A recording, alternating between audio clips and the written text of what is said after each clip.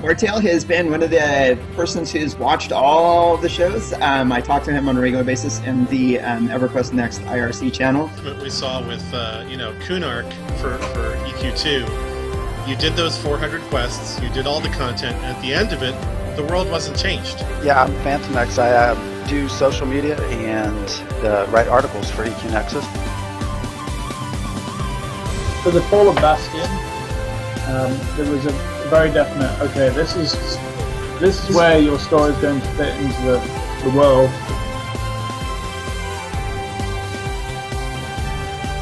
Listen, fluffy looking bear. Thank you. Listen, I went and I killed a dragon, and then 2 drops of whiskey hit my face, and I willed this manly beard into cow was raising. Yes.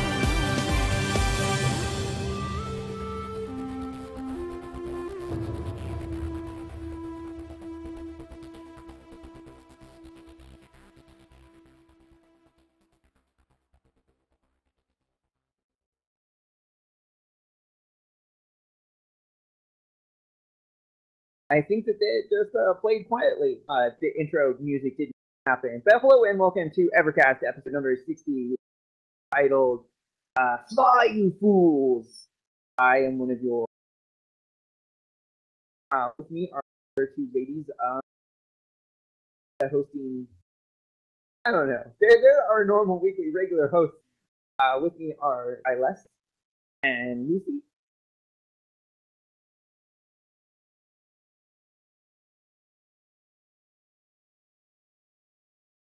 Hello?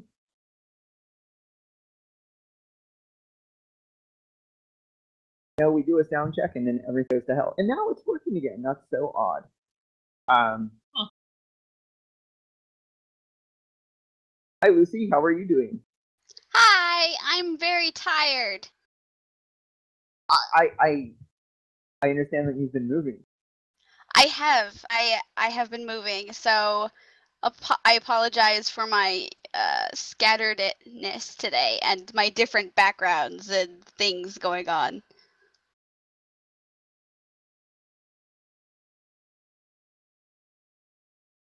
All right. That was the first bit of little ECast news, is that Lucy has joined us again tonight after she has been moving part. Phase 1. Phase 2 1? is yet to come. Oh boy. Now, is the major stuff done already, or is the major stuff coming? Both. Oh, no, okay. No. All right. Yeah, when we moved into this place, I made Kylas promise me no moving. What was it, a year, or was it?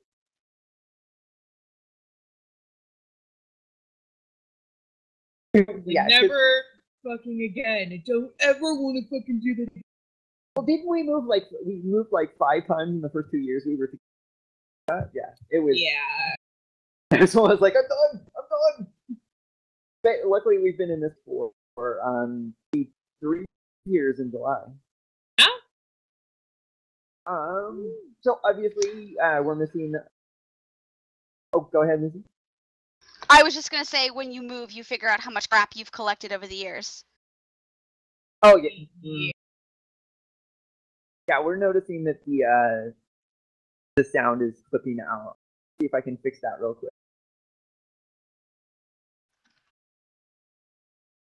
Lucy should be coming inside. Microphone. I just have to go from there, and it's like that. If you guys can hear me, I'll jump in and tell you guys another bit of ECast news. My dad has joined us in Twitch chat tonight. Everybody say hi to Talon. That's my dad. Hi, Dad. Hi, Talon, Mr. Dad Guy. I'm sorry. Mr. Dad? I swear that I call all of my friends' parents mom and dad. I really do. That's fine. He's used to it. I think I have like a dozen moms and dads because of that, at least. Pretty cool. My parents have, not to mention me. Yeah, they've joined the cast before. I'm not sure that they're watching. And again, like I love. Does your dad play computer games, or is he more of a tabletop gamer? What type of gamer is he? Yes. Yes, awesome. That's my favorite type of gamer. So, he was my first DM dungeon master for Dungeons and Dragons. So, tabletop games, board games. Currently, I believe he is very into World of Tanks, so computer games. Ah, yeah. Yeah, my parents both game. My love pointing out the fact that she's probably better at landmark building than I am. I love promoting and showing off her stuff. It's like the whole reverse childhood thing. Instead of the parent being like, "Look at what my son made," I'm all like, "Look what my mom made. Check that out. It's awesome." It really does. It's kind of cool. So I'm really quick because it's so important. Board games. Please, please, please me that it's open. Don't you hate when you're like, oh, that thing, it's really important. Shit, what's the name of it? Totally lost me. Have you ever been like, I have to tell somebody about this thing because this thing is really important, and then you open your mouth to tell them about the thing, and the name of the thing is Yep. Dominion. Ha! Oh, yeah. What about it? Card game. If you guys like card game type things, try Dominion. Dominion is I have played it. I do not own it. I love it. I had my sister over and I taught her how to play it, and she loved it so much she went and bought it right away. They did. Right. So yes, that was also Sorry. no Flatus tonight. He should be back next. But because it's the summer month, you'll notice that we're rotating through the hosts so that we all have like a weekend opportunity to catch up on all the other stuff that we normally do on the weekends. With that in mind, the next big holiday that's coming up is the 4th of July. And on that weekend, the 5th of July, we would normally have a show. We're going to go ahead and let you know now. We will be out celebrating and doing fun stuff in the summer months, and there will be no show on July 5th. But what he really means, Tanlin will not be here in Southern California. Tanlin will be I'll be in another. But I'm also going to be gone on the weekends before that, and it's been I think that Flatus is going to try running the show from on that day. Yep. And that'll be a first. I know that when Chewy was on the show, he hosted one twice, but this will be a first for Flatus hosting. So we'll have to. Lucy, are you going to try? No. I'm not gonna try hosting the show. That would go awful. But I was just gonna say I'm not even gonna be in the country for 4th of July. You celebrate the 4th of July by leaving the country? Yeah. Where you headed? Or can you mind sharing? No, that's fine. My next move is that I am hoping to go back to school in the UK. So I'm going to be going to look at colleges in the UK. So that is where I will be. So next time you guys see me, it'll be like 2 a.m. or something for me. Wow. Damn. I crossed my arms and I'm probably like, I don't want to go. Do you have room for me? That's awesome. My bags are pretty stuffed already. I don't know how I'm going to get my Cards of Humanity on the plane, honestly. He's not flexible enough in your suitcase. But that's awesome.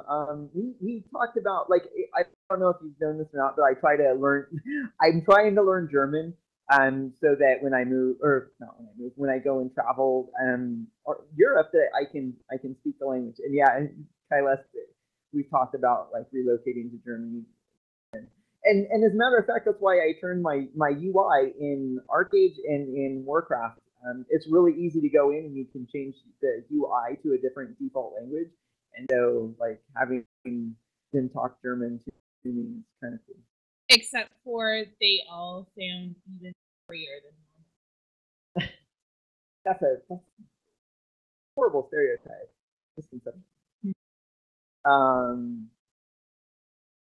Well, that's really cool. That totally like got me derailed off of past news, but that's exciting to know. I'm really excited. Everybody cross your fingers for me that I get into college.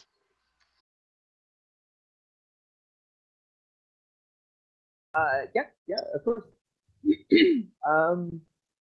So it's probably not news that I adore Harbot's animation videos, because they take horrifying, frightening-looking zerglings and make them ridiculously effing adorable. Because Don't they also have a mini Cthulhu? I don't think so, but they might. Oh no. I know I've seen Harbot's an Adorbs mini Cthulhu. Oh, okay. I have seen many of them. Harbot's Animations does like some really amazingly adorable things. World of Warcraft, other Blizzard games, even though they don't like work for Blizzard. Anyways, so they decided to take the StarCrafts and make a mod for the game StarCraft. So when you're playing StarCraft, it actually looks like the StarCrafts cartoon that you can watch, like their little shorts on YouTube, and they really do look like this. The cartoons, they're ridiculously freaking adorable. Like I have two of them, the full size one and then one on the and I literally squealed. Squealed so loud when I saw it. Tamlin showed me, and I was jumping around, quite literally, physically jumping around the house, screaming, "Take my money!" Yeah, my poor husband and my poor dogs. Yep. And so that's news from me. If you like StarCrafts, if you like StarCraft, and you want to help them make StarCraft's mod happen, go check out the Indiegogo link that we put in the EverCast show chat. At the very least, go watch the videos because they're pretty freaking hysterical. Yeah. At the very least, go and watch. Yeah. And maybe I'll give you a new addiction of really ridiculous cartoon that you can enjoy even if you don't play StarCrafts at StarCraft. What I love about the game is that, or not the game, but about StarCraft is that they use cartoon animations, but all of the vocal sounds that they use in the cartoons are like voices from the computer game. Like a lot of the dialogue is really familiar to you. If you've played the game, you hear it a lot, and it's really cool to like have it put into a context that makes it funny. And then, of course, there's quite a bit of talent that goes into taking a cartoon and then like skinning the UI and the interface and the graphics. So many sprites that they have to make. Yeah, it's really cool. I like the project simply because just the idea of it is really cool. And they're Canadian. Oh. If only I was Canadian. And then the last little bit is that we used to do Friday night, and we had stopped doing that for whatever reason. I think that there were a couple of people. Oh, I know. Chad was getting married, and I think that Velix was moving. But we're going to get into doing something like that on Friday night. We played Heroes of the Storm this week, and next week I think that we're going to play it again. So if you're listening to this on any of the variety of platforms we're available on, you can swing by and play some Heroes of the Storm with us. We're all Terabad. Oh yeah, There is no to no be Terabad, and if you're not Terabad, thank you for carrying my Terabad ass. Exactly. If you're pretty good at the game, please carry us. That'd be awesome. No, not please. Just if you do, thank you. I don't beg to be carried. I don't care. I'll beg. They plant on my microphone. It's giving me trouble. All right. So that was it for ECAST News. We can now get right into the part of the matter. This next topic came up because of a decision that Blizzard made regarding World of Warcraft, and it was kind of a weird kind of topic to approach because, for the most part, like I say, we are in EverQuest Next and Landmark podcast, and since we don't really know about what their plans are for flying mounts in the new world of Norath, it's very difficult for us to have it. So this is more of a conceptual, like what, how we feel, our ideas and thoughts behind the idea of flying mounts, which is the next topic. So bottom line is that for the first time since Burning Crusade, World of Warcraft has launched an expansion, and they didn't launch it with flying in the game. And a week or two ago, they came out and did a producer's letter and says, no flying in the game in this expansion. And they didn't, like Kairos, you read it too, and it didn't sound like they meant like just for this expansion. They might have totally like said no more flying mounts in the game period whatsoever at all. We're done. The way that I read that particular statement was that any Warlords of Draenor content would bear no thing. I didn't get the ever again vibe from it, but I mean it's possible, right? All things are possible. But I didn't get the vibe of never ever again, if that's what you're asking. Lucy, did you get to read the letter? Not the WoW one. No, I didn't. But I will say that the reasons that they gave for why they said no flying mounts, I don't see not persisting through more expansions. I agree. I don't see them bringing it back. I think that's the key, is that the reason that they gave for removing it, it makes like when you see it through where they're seeing it through, it makes a lot of sense to them. And really quick, I just want to throw out there that when we're talking about flying mounts, what we're not talking about is fast travel, teleporters, driftstones, mages, druids. We're not talking about that type of fast travel, and that's like a different concept altogether. What we're talking about is a flying mount or a vehicle that allows you to move in the open world across all 3 dimensions instead of the 2 dimensions of the ground. So with that said, I read to you their own words why they decided to move it, and that we can explore the topic and relate it to EverQuest next. Having looked at how flying is played out in the old world in the last couple of expansions, we realized that while we were doing it out of ingrained habit after we introduced flying into Burning Crusade, and it actually detracted from gameplay in a whole lot of ways. While there was certainly convenience in being able to completely explore the world in 3 dimensions, that also came at the expense of gameplay like targeted exploration, like trying to figure out what's in that cave on top of that hill and how do I get up there.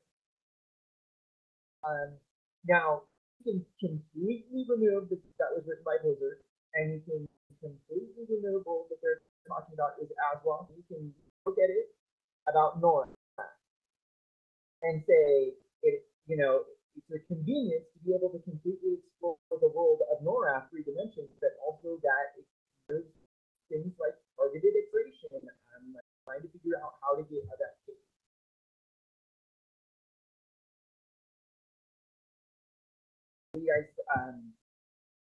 I could see that exact same statement coming from somebody at Daybreak Games. Exactly. Agreed. The way that I read into it, the way that Warcraft has decided that they're going to deliver a story to you, a narrative to you, quest along with you're going to put on the ground, and you're going to be running along, and you're going to see, the yellow exclamation mark, and that's going to be your indicator, like, hey, there might be something over there that you might want to look at, because it might be interesting, and if your game is basically quests, then that's what you go to. And I know that once you get flying, it's not a matter of running along the ground and seeing that plane, that explanation. You just fly right over the top of it and go to where you need to go. And you miss all of those little nuanced stories, stuff that they throw on the ground. And just as easily, when we're talking about what's next in Nora, if there are NPCs that are constantly 27, as long as those servers are up, they are going through their AI, my motivation is to go and collect iron, and my motivation is to stop people from iron or gold or whatever, and they're constantly fighting it out, and you have the opportunity to fly right over the top of them, you totally miss out on that. So I can see that Daybreak making the decision, like, no, we need you involved in the world all the time. What's going on? Because if you're flying over the top of it, you start missing it. Agreed. Not only that, but they've also said that quests, not just quests, but new classes, new languages, etc., are going to be unlocked by you finding them in the world. If you fly over them, then you're going to miss everything. Yeah, it's been a little bit of a day of audio difficulty. This is not my microphone up here, the one that I use. Clips on, like, I've got like a little boom arm, and it just came undone. So now I'm holding it like a rock star. Oh yeah!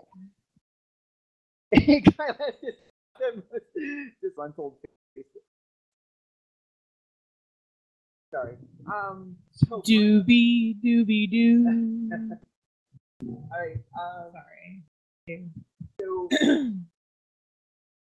one of the reasons for keeping flying mounts in the game, now arguing, we just went on about why it makes sense from what they said about why to take them out. Now a little bit of an argument to why to keep them in the game.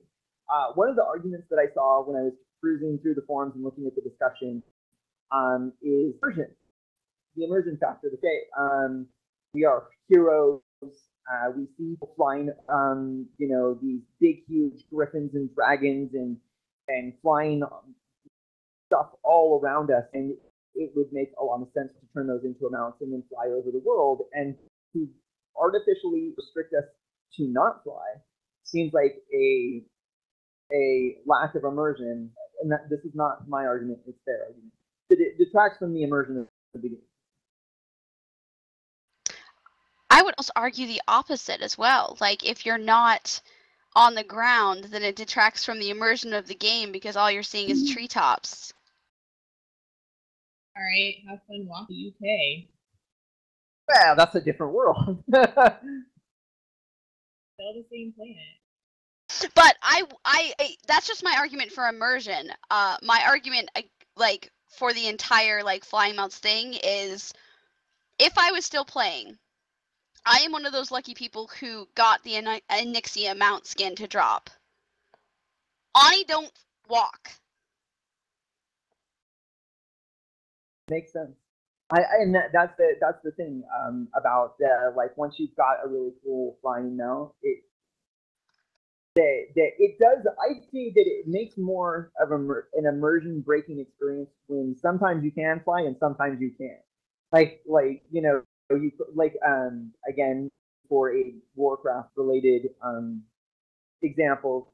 Sorry to when you fly from the Ghost Lands into the Plague Lands and you hit that barrier, that artificial barrier. This is Burning Crusade and this is Old World Vanilla, and you hit it and you can't fly, and then you can't. Or if alternately, like, you can't fly until you cross that line into the new zone. Oh, now you can fly again.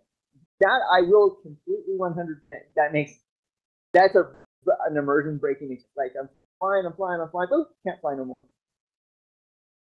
And that also happens when there's a couple other zones that are like that. Also, I'm just gonna bring this up. Druid flight form. What the fuck, Blizzard? Oh, flight form, yeah. Like, you're just gonna walk along the ground as a bird? Is that what they're gonna do now? They're turning you into turkeys. You're now ostriches that can fly. Can I be a peacock? Can I be a clipped wing peacock? That's funny. Ooh, a flamingo! Flamingos fly. There's two types of them. Penguin! I think, yeah. Glide with style. Now, if I can zip along on my tummy? Oh my god, would that not be epic? Right? Now I just want to level a druid to see what happens. I don't have a druid. I mean, I do, but I don't have, like, a max level druid. Druids are... And I love that. I like Druids are for fight. Well, who's gonna keep Druid alive? With the healing. The priest. At least she didn't say the paladin. All this heavy armor, warrior of light and honor and justice. I'm gonna stand way in the back and cast healing spells at me because I don't want to get hit. Don't get him started on that rant. No. Oh God. So So I bought flying mounts. but we're on immersion still because I have yet to get really to Nothing breaks my immersion. Nothing breaks your immersion. No. Well, I always make this argument in storytelling in any fantasy realm, in any medium, game, video games, movies, books, and anything. And I try to, anybody who will listen to me, good thing I've got my phone, now you get to listen to me. I can still mute you. Yeah, you can. True story. That the further away from real life you get, the harder it becomes for the average person to relate to the world that you're trying to create. And so when it comes to building a castle, if you're building a castle in a world where everybody can fly, the castle would look completely different than what we're thinking about right now. And that if you have a thick stone wall that's high, that's impervious to catapults and ballista, and it's never been scaled over the top of it, and you put that in a world where all you have to do is hop on a flying, griffin and fly over the top of it, that all means nothing. And all of a sudden, the way that you think about castles and fortifications in a fantasy world completely changed. And so, if you're going to have flying mounts all over the place, you have to start putting that into account on how you think that your castle should look. And so I would argue that in any MMO, don't make it so that everybody flies, because that would make it you would be changing the way that you build things to a degree that people wouldn't like it as much. It would look more science fiction than it would fantasy. And then my second thing is that if we make it so like heroic characters have flying mounts, then you kind of get that gray area that it's like, well, are you really that heroic in flying mounts? And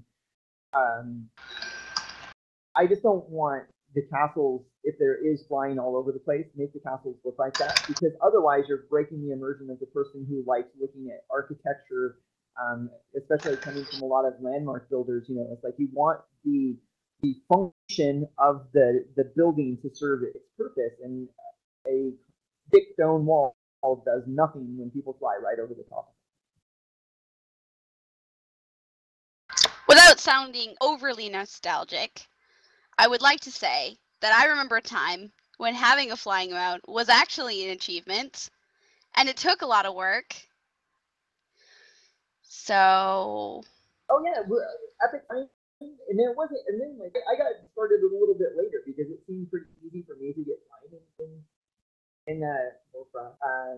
But I remember epic flying, man. You had to save up forever to get epic flying, and it really felt like it was fast flying, epic flying. Woo!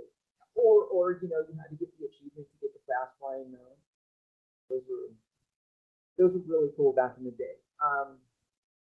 So one of the we're talking about other video games that also don't have flying in them. Lucy and I talked just briefly before the show. Guild Wars 2, no flying now, never will. And we can both of us knew exactly why no flying mounts never will, and that's jumping puzzles. As corny as the idea of jumping puzzles is, it really is a neat feature in the game, because Guild Wars has just some epic, fun jumping puzzles where you get in the rhythm where it's like turn, slide, jump, that type of rhythm in movement. It's fun. If you can fly. And I will say this, with their focus on heroic movement, I would say that EverQuest Next and First of all, Landmark already has heroic movement, so I'm gonna say that they're gonna bring it into EverQuest next, and it's also going to be fun and interesting, and you're probably not gonna want to ride a mount because your overland travel is going to be interesting and engaging. That too, and that's one of my favorite things to do, in Landmark is see how high can I, when I jump off the cliff, how far can I go? How, like with the gliding wings, how far can you glide, like that sort of thing. So even in NORAD, I don't think that they'll remove the things levitation, slow fall, the gliding wings. I think those are all fun things that they can leave in the without distracting too much from it.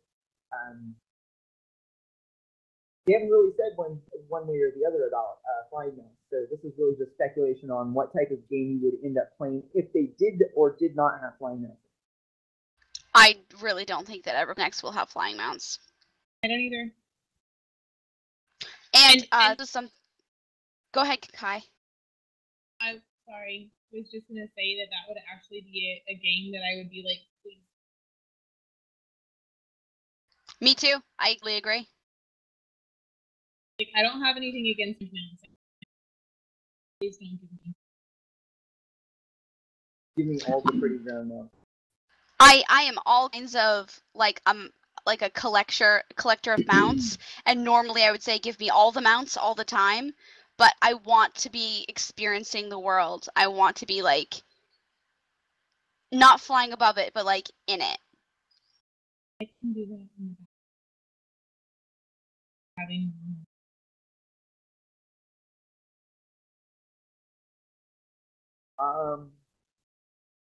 So what is oh, and sorry, I mentioned this earlier. The network of spires and hubs that Landmark has makes me think that EverQuest Next is going to be a lot like Guild Wars 2 with those little ways to quick travel, if you find them. And you kind of like they've been hinted at in the e-novels, in the actual lore of the books, that they had, well, even in the Landmark Live and the workshop show, they've also talked about how the DAO had their transportation devices, not just across the world of Norath. They hinted that they were going into other dimensions as well. They weren't space travelers; they were dimension travelers, that type of thing. So the idea that they're going to be like spires for Facile, that's still going to be in there, and I think that makes a lot of sense. Maybe. I mean, my first MMO was Vanguard, and when Vanguard launched, there was no flying. Take a drink. Everybody drink. Everybody drink. That game started with no flying mounts, no portals, no teleporters. Eventually, they added in flying mounts, and eventually they added in a riftway system so that you could travel around. But even at my max level, I had a max level character. I still didn't have a flying mount because it was in pain in the ass quest line to go through that required a raid to get together to get some of the things. So flying in Vanguard really felt like an accomplishment, like we were talking about being an achievement. But one of the things that I thought was really neat, what they did was that whenever you teleported, wherever that riftway landed you at, there was normally a place where you could rent a flying mount. So if you wanted to get quickly from one place to another, you could rent one. But when it came to like aimlessly wandering and exploring, you were unless you had done that raid quest line, you were SOL.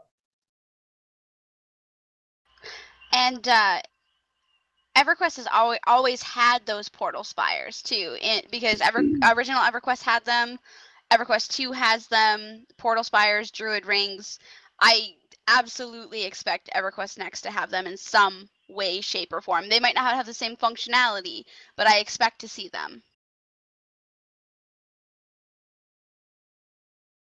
So the last little bit that I had written down about flying mounts is the ethics of selling something and then making it. And Kailas and I had a bit of a disagreement because I thought that if they put a disclaimer up there when you first purchase any sort of flying mount in any game, that says, hey, you're buying this flying mount. You can fit all across the world, but we reserve the right to turn that off. Then I wouldn't have as much of a problem with it. But they're still selling these flying mounts, and they like, that's something that somebody paid money for. It wasn't just their subscription that they bought primarily for possibly for the purpose flying around on that mount. And for the game to be like, well, you can't use it anymore, seems, I'm going to say that's why I use the word ethical, because you sold something to somebody and then you took away its functionality, and I have problems with it. They didn't take away the functionality throughout the entirety of the game, just in one place. And I did buy some of those mounts, so I'm not bitching. I would go one step further, because I will say this right now. My main in World of Warcraft was a druid when I played. What if you were just told that one of the functionalities of your class no longer worked in the expansion? I get it all the time. Every time they give us updates. Yeah. That's nothing new about video games. Like, I don't know. They don't sell that as separate. They don't sell that separately as part of the experience, right? Like, you're playing your class that comes with the subscription, and you're not paying for that, or you did not purchase that separately. That's just, comes with however method of paying for the game or playing the game comes with it. So I don't feel necessarily as bad. Like, it's like you have this spell. If you Paladin Links is a good example. Kylos can relate to this. Like, they took protection paladins. They took their ability to go the paladins are known for their wings in World of Warcraft, and they took them away from me because I'm a tank. Yes, they took them away. And so I don't really have a problem with that, because Kylos didn't actually throw any money down to have that ability. When it comes to a flying mount, that is, again, something... Are you sure you didn't pay money to get that ability? But you bought the game knowing that paladins had wings when you bought the game. Specifically throw down the money specifically for that one item, and that's where I have a problem with the flying mounts, is because that's flying mount. You buy it separately from everything else in the game. I love that he's all bent out of shape about something he's never bought. Again, sometimes I take opinions because it makes for interesting conversation. That's what you do. Fair enough. I'm just saying, my favorite defense against PvP was Shadow Meld Flight Form Fly Away. I can't do that in that extension. That's the Alliance's favorite. Disappear, turn around, run away. Hey, listen, Bubble Hearth. You back up. But I would probably be even more upset if I actually had that. And are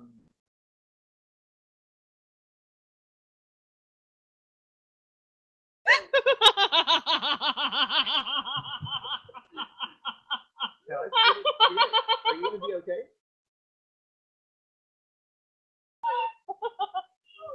Bubble Heart.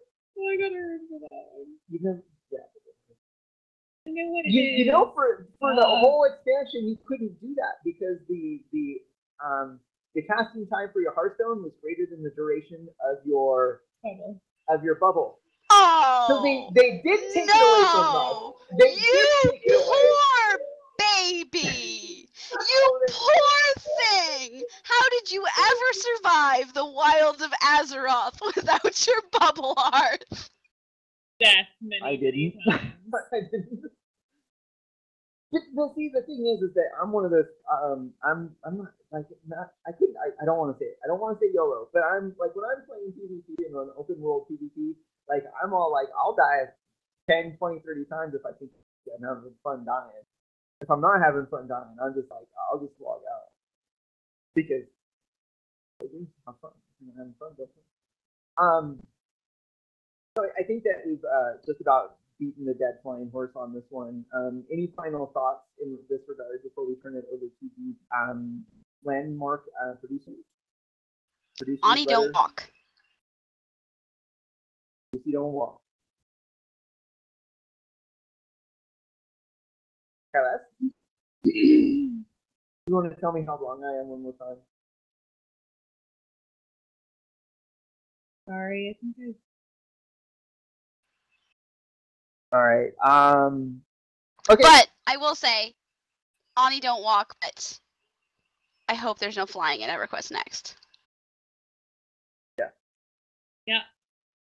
I agree. The flying in MMOs, I think, is I think that designers have realized why it makes sense and why it doesn't, and I think that the why it doesn't make sense leads the charge. So the next bit of news that we kind of got sprung on us is that the Terry Michaels, lead surfer for EverQuest Next and Landmark, on what was this? It was on Friday. Friday morning, he posted his producer's letter for June 2015. And later on in that afternoon, there was an interview that was posted by Phoenix Fire, Druid's Fire, at mmo-central.com, which was an interview of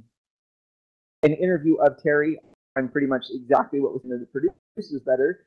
I will get links those to you guys in just a second, but yeah.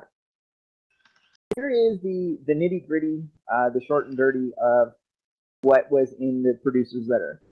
From Terry, we have been shifting our focus and resources over to the highest priority tasks and systems that will be used in EverQuest Next. We cannot commit to any dates. Even our best estimates are educated guesses. So that's the nitty gritty. Resources and focus to systems for EverQuest Next. They cannot any time dates, and that's where Landmark and EverQuest Next go. What did I come earlier? Terry McBudger pants.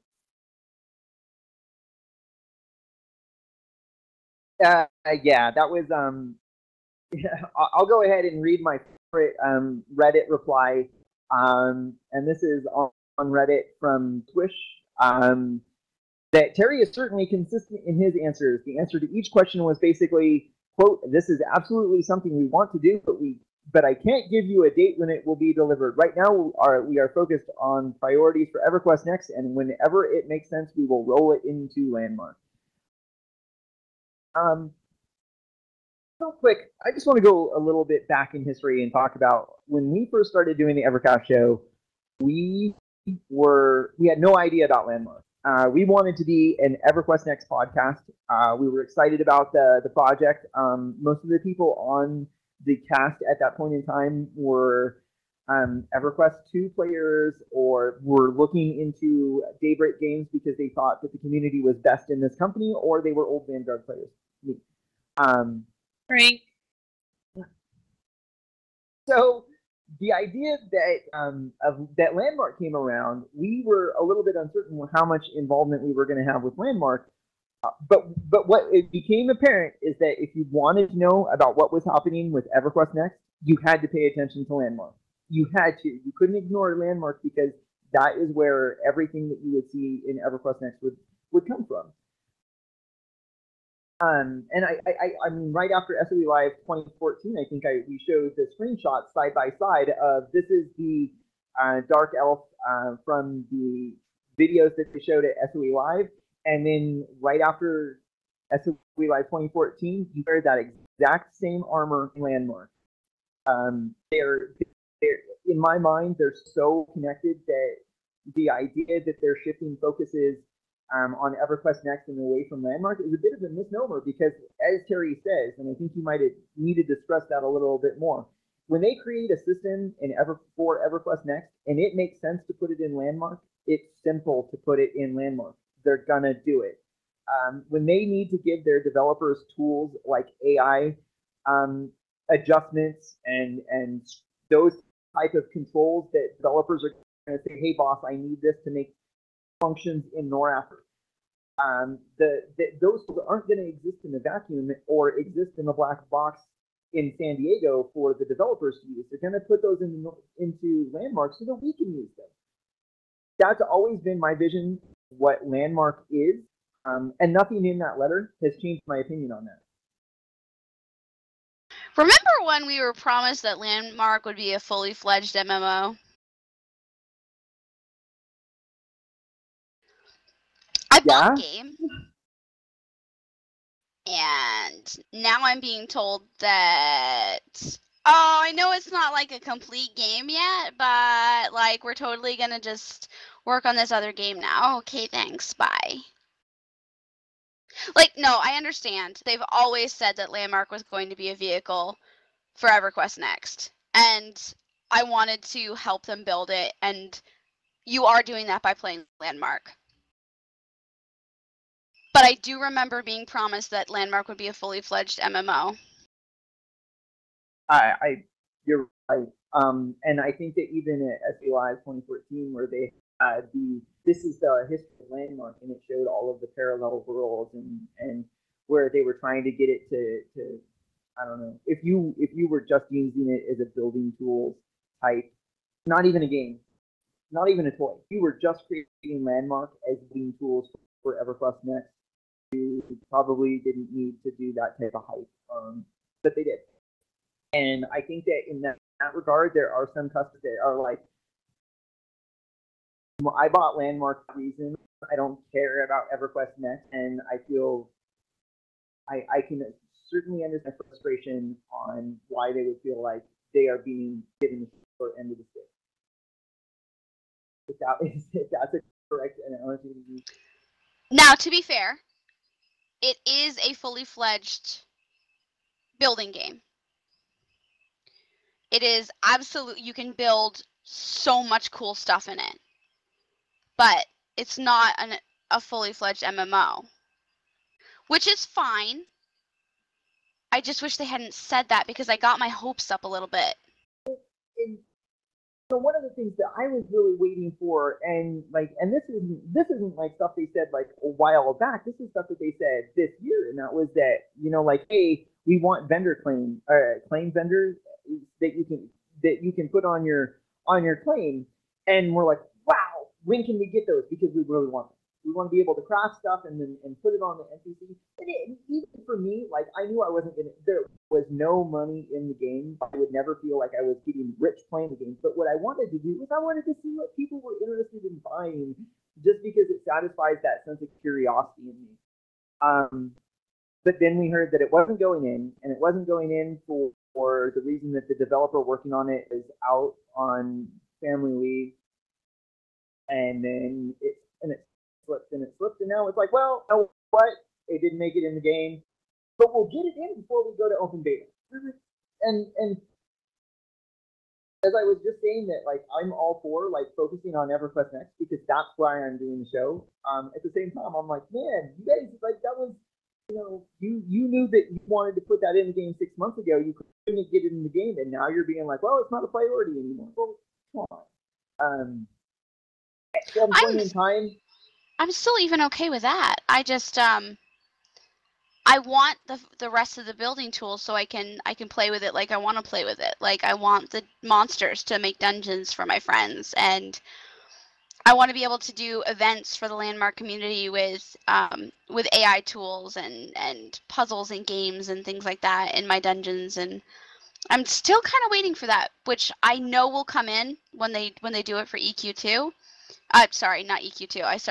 I was reading chat. Well, for EverQuest Next, but I wish that Landmark was a priority since it's a game that I can play now. Yeah. Hello?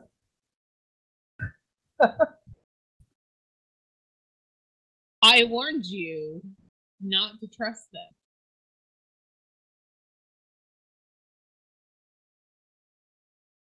Yeah.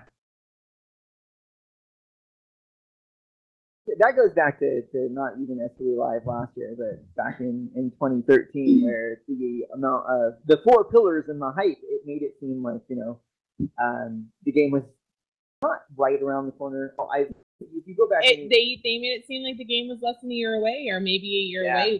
Why hype train a game that's 4 years, 5 years, 6 years down the road? Like, you can't hype that that long, that well, and then take away promises. That was my mantra going on, is that I will never make a game that doesn't have a release date.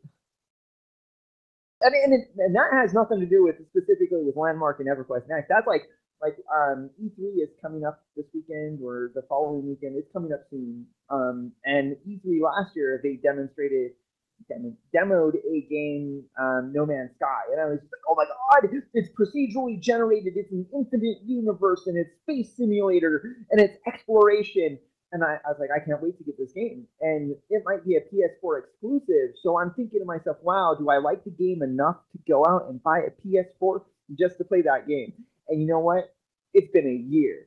And now I could give a shit about that game. Fuck it. Because I'm like, and that's because it's like, you know, there was no reason to go into E3 last year to hype a game that wasn't even going to be available to play at E3 this year. Hype it this year if it's going to be out later or next year. And I kind of feel that same way about Landmark and EverQuest Next. It's like, wow, guys, you totally misjudged the ability to deliver, and pointing specifically out like the claim vendors, and then like you overhyped it. I'm not gonna say that they overhyped it. I'm gonna say that Dave Georgian is really, really good at getting you excited for a game. I was so manipulated? excited. I first saw the stuff about EverQuest Next the summer before Landmark was released. So, the summer before Landmark, Founders Packs went on sale.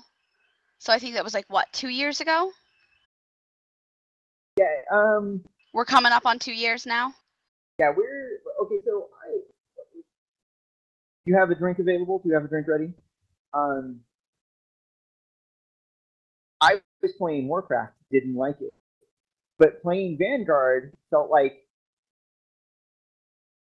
I don't know. It felt, because the game had no development for like a year, and then they put a team on it to get it moved into free to play, and then it went to play. I came back and I was a little bit more. But what I was really looking for when I went back to play Vanguard is what came after Vanguard for me to play, and I knew that there wasn't going to be a Vanguard 2, and I had heard about EverQuest Next, and so I was like, okay, I'm following along this game, and there was enough buzz going on the summer before SOD Live 2013 that we were thinking like, okay, they're going to have big news about EverQuest Next at SOD Live 2013, and they could have waited a year, I think. Or two. And honestly, it might be that they thought that they were closer to release than they actually were, which is why we might have the responses now that we're getting, which is, it's a priority, we're working on it, but we can't give you a date. Well, do we want dates? When it comes to like a features in Landmark or a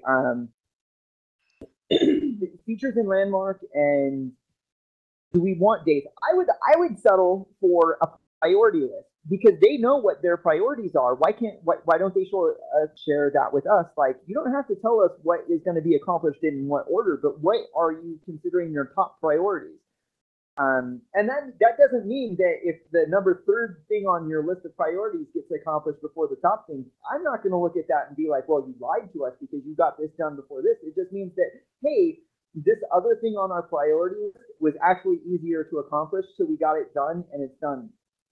And I would love to see something like that updated on a regular basis. Don't have to give me dates. I don't care. But it does let me know what you guys consider important. I think Terry said that combat was important right now. Yeah. And that's actually pretty huge, because combat is huge. Until you can kill rats in a basement, you don't have a game. That's debatable. We'll have to do it. We'll have to do I've been wanting to do a show again. I think we might have done one before about non-combat gameplay. and how to make it fun and interesting. Because as Throckmorton had just written in chat, like, he misses Vanguard a lot. So do I, bud. So do I. I would love to see more non-violent gameplay in a game, to see what all. There's got to be other ideas out there. What are they? I want to put my sword into the squishy bits of the monster.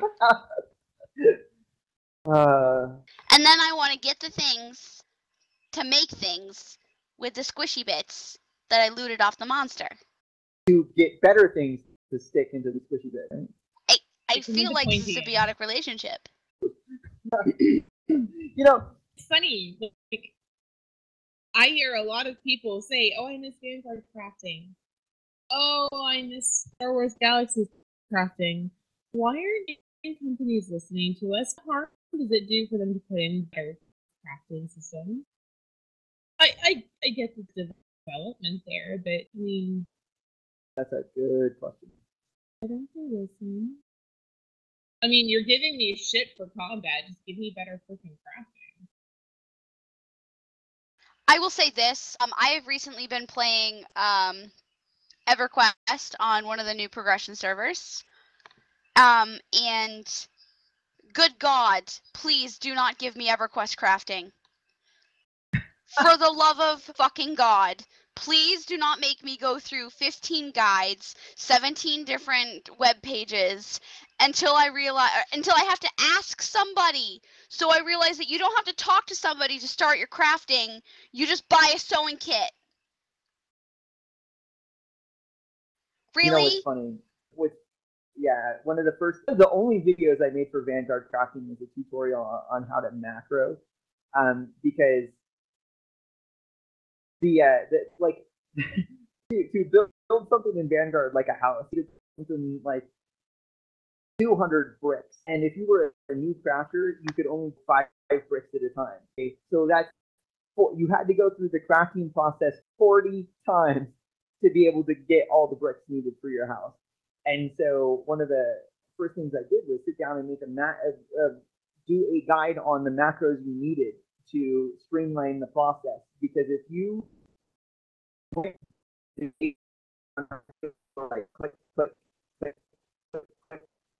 and then 20, 30, 40 seconds later, oh, done one. Now do that one time.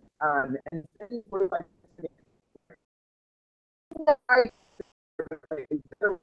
to the game. Even though I'm huge on crafting, I will even say that's too monotonous. So yeah, I totally I get what you're saying, that like I would love to see their gameplay that's like crafting Star Wars Galaxies and Vanguard, right? Don't make me have to write macros and read guides.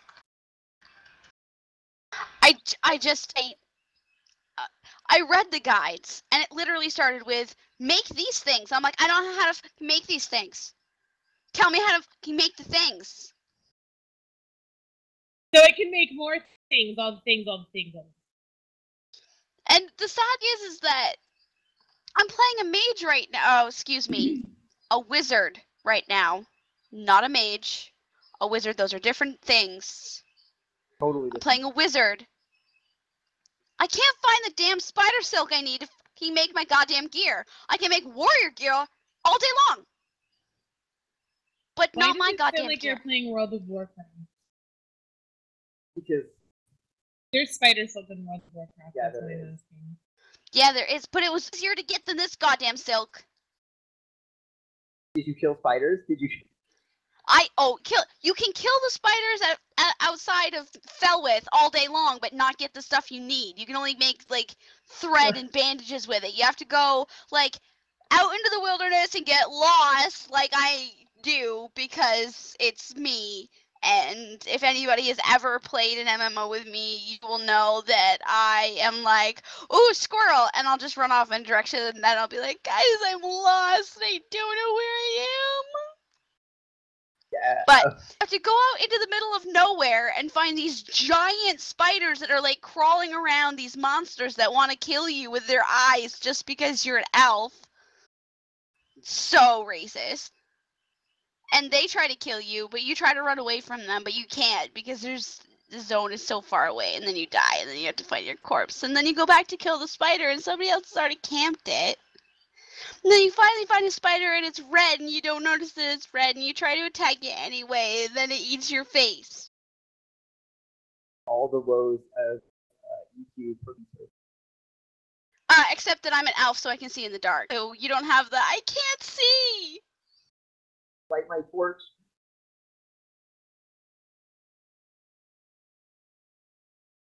The game would get really get Kylos confused. The game would get dark if you didn't have night vision, and you would have to carry your own torch.